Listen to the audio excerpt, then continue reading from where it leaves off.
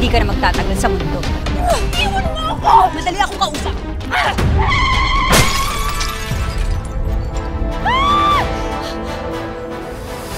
Lumabas na po resulta ng mga test. Buntis siya. Kaya po lumalaki po yung kanyang tiyan. Buntis na siya bago pa man siya nabangga ng kotse. Paano po yun?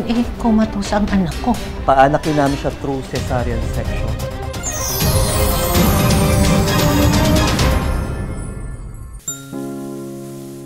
Will you marry me?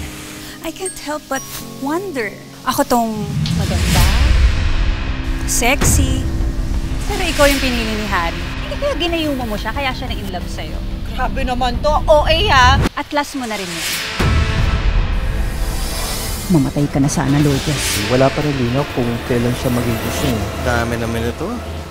Relo, sapatos, saka alas. Hindi ka naman kailangan yung mga to eh. Buhay Harry ka.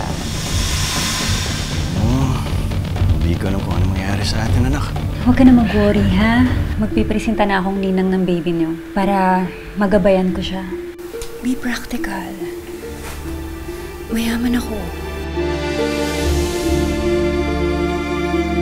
Gising ng apo ko. Ang huling naalala ko kung nag-propose si Harry sa akin. Marry me, Harry. Hayop yun! Ahas! Mga traitor sila. May binayaran akong tao para gumawa ng peking death certificate. Kailangan ko bawiin yung anak ko. Kailangan ko siyang makuha. Hinding-hindi makukuha ni Lourdes ang anak niya. Daddy, ginagalan ko po talaga sa school. Tumigil ka nga, Abigail. Harry, lumabas kayo dyan! Mga traitor! Ibalik mo sa akin sa anak ko! Ibalik mo sa akin ang anak ko! Ibalik mo ang anak ko! Itapon niyo yung mga basura na yun sa labas! Ayok ko!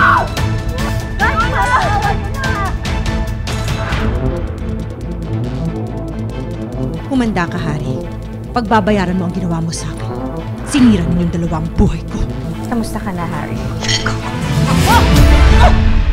Hindi mo na ako masasaktan na yun, Rachel. Hindi na ako yung dating Lourdes na kaya mo lang tapak-tapakan. Dahil sa isang aksidente, na-comatose si Lourdes at habang wala siyang malay, nanakawin ng best friend niyang si Rachel ang lahat sa kanya.